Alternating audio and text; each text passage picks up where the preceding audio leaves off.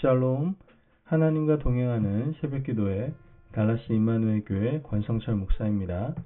오늘도 하나님과 동행하며 풍성함을 누리시는 저와 여러분이 되시길 주님의 이름으로 축복합니다. 오늘 말씀은 디도서 3장 1절에서 15절까지의 말씀입니다.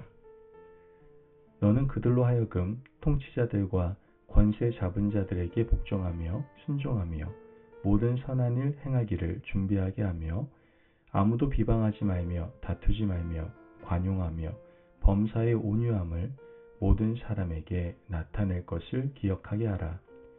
우리도 전에는 어리석은 자요 순종하지 아니한 자요 속은 자요 여러 가지 정욕과 행락에 종노릇하는 자요 악독과 투기를 일삼은 자요 가증스러운 자요 피차 미워한 자였으나 우리 구주 하나님의 자비와 사람 사랑하심이 나타날 때에 우리를 구원하시되 우리가 행한 바 의로운 행위로 말미암지 아니하고 오직 그의 공률하심을 따라 중생의 씻음과 성령의 새롭게 하심으로 하셨나니 우리 구주 예수 그리스도로 말미암아 우리에게 그 성령을 풍성히 부어주사 우리로 그의 은혜를 힘입어 의롭다 하심을 얻어 영생의 소망을 따라 상속자가 되게 하려 하심이라.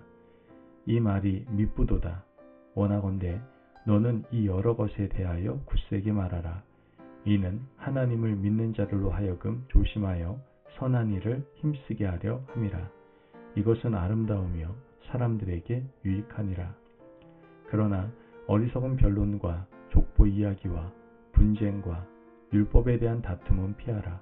이것은 무익한 것이요 헛된 것이니라. 이단에 속한 사람을 한두 번 훈계한 후에 멀리하라. 이러한 사람은 내가 아는 바와 같이 부패하여 스스로 정죄한 자로서 죄를 짓느니라. 내가 아데마나 두기고를 내게 보내리니 그때 내가 급히 니고볼리로 내게 오라. 내가 거기서 겨울을 지내기로 작정하였노라. 율법교사 세나와 및 아볼로를 급히 먼저 보내어 그들로 부족함이 없게 하고 또 우리 사람들도 열매 없는 자가 되지 않게 하기 위하여 필요한 것을 준비하는 좋은 일에 힘쓰기를 배우라. 나와 함께 있는 자가 다 내게 무난하니 믿음 안에서 우리를 사랑하는 자들에게 너도 무난하라. 은혜가 너희 무리에게 있을지어다. 아멘. 하나님의 말씀입니다. 오늘 본문에서 바울은 목회자 디도에게 기본기를 강조하고 있습니다. 목회자로서 어떤 자세를 가져야 하나님 앞에 영광이 되고 믿지 않는 사람에게 선한 영향력을 끼칠 수 있는지 강조하고 있는 것이죠. 바울은 임기응변이나 상황에 따른 대처 논리를 말하지 않습니다. 임기응변은 기본기를 잘 갖추면 자연스럽게 발현되기 때문입니다. 바울이 말하는 목회적인 기본기가 무엇인지 살펴보면 1절 말씀에 너는 그들로 하여금 통치자들과 권세 잡은 자들에게 복종하며 순종하며 모든 선한 일 행하기를 준비하게 하며 바울은 통치자들, 권력자들과의 관계에서 교회가 가져야 할 기본적인 자세에 대해서 설명하고 있습니다. 법률 문제, 세금 문제 등 기본적으로 해야 될 일은 당연히 교회와 목회자가 당연히 해야 된다라고 강조하고 있는 것이죠. 국가 권력에 대해서 투쟁 일변도의 자세는 곤란합니다. 반대로 무조건 국가 권력에 찬송하는 것도 곤란합니다. 해야 되는 일은 당연히 해야 되고 국가 권력이 교회를 핍박하거나 신앙을 억압하는 일에는 단호하게 대처해야 되는 겁니다. 권력과 교회가 밀착하면 로마 카톨릭이 타락한 것처럼 교회도 타락하게 될 수밖에 없습니다. 권력을 가진 교회, 물질을 가진 교회는 타락할 수밖에 없는 구조적인 결함을 가지고 있기 때문입니다. 반대로 교회가 국가에 대해서 저항과 투쟁 일변도로 나가는 것도 옳지 않습니다. 무조건 반대하고 무조건 하지 않겠다고 하는 것은 성도들의 신앙생활에 좋은 영향을 미치지 못합니다. 예수님께서도 세금 문제에 대해서 가이사의 것은 가이사에게, 하나님의 것은 하나님에게 드리라고 말씀하시지 않았습니까?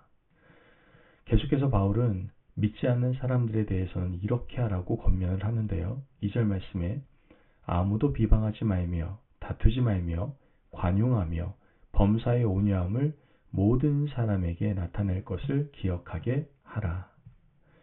온유함을 모든 사람에게 나타내야 한다라고 가르치고 있는 겁니다. 여기서 말하는 온유는 길들여진 야생동물의 성품입니다. 예수님도 온유한 자가 땅을 기업으로 차지할 것이라고 말씀하셨는데 그때 온유는 하나님에게만 길들여진 성도의 자세와 마음가짐을 설명하는 단어인 것입니다. 그러므로 온유함은 성도들이 갖춰야 할 기본인데 우리가 하나님의 말씀 위에 길들여지지 않으면 영적인 온유함을 세울래야 세울 수가 없습니다.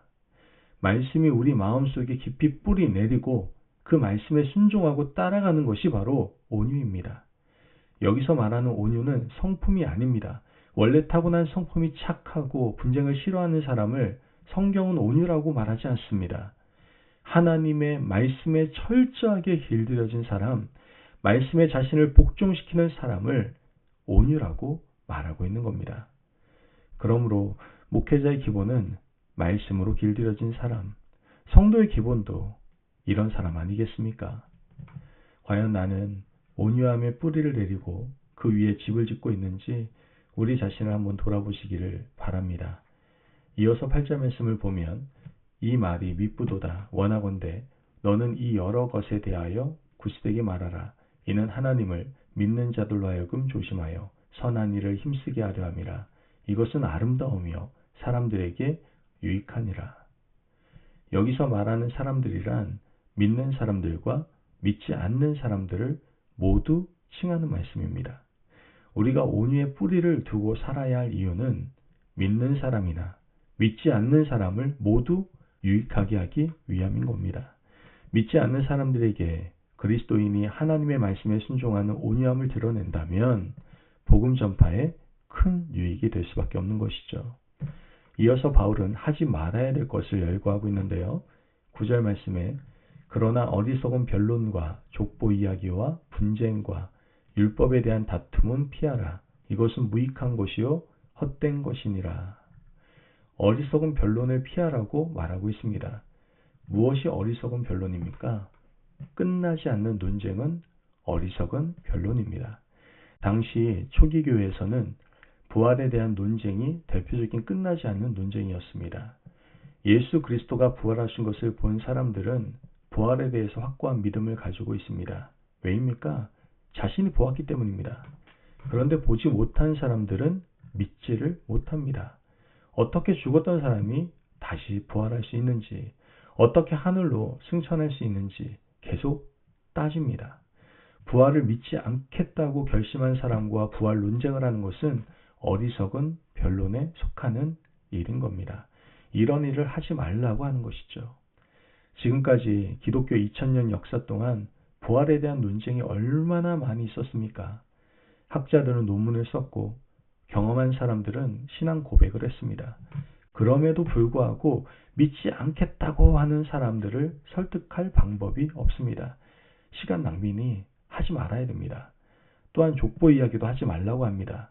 족보는 혈통에 관한 것이죠. 유대인인지 이방인인지 몇 대째 신앙을 가진 집안인지 따지는 일은 교회에서는 해서는 안 되는 일입니다. 지금 교회 안에도 쓸데없는 변론과 족보 이야기가 많이 있습니다.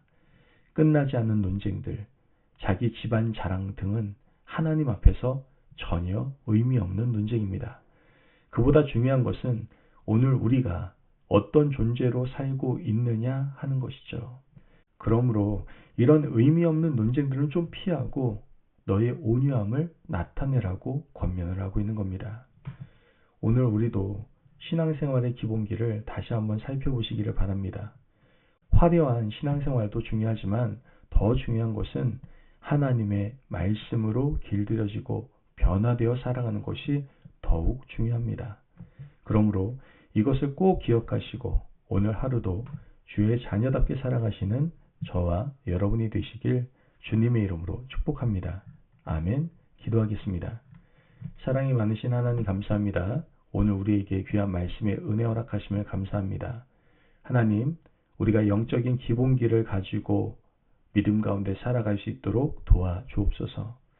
온유하고 논쟁을 피하는 단순한 믿음의 삶을 우리가 살아감으로 하나님께 영광 돌리는 인생 되게 하여 주옵소서.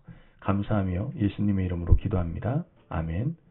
오늘도 하나님과 동행하며 풍성함을 누리시는 저와 여러분이 되시길 주님의 이름으로 축복합니다. 여러분, 영적인 기본기를 잘 갖추셔서 오늘 하루도 하나님을 영화롭게 하는 귀한 삶을 살아가시길 바랍니다.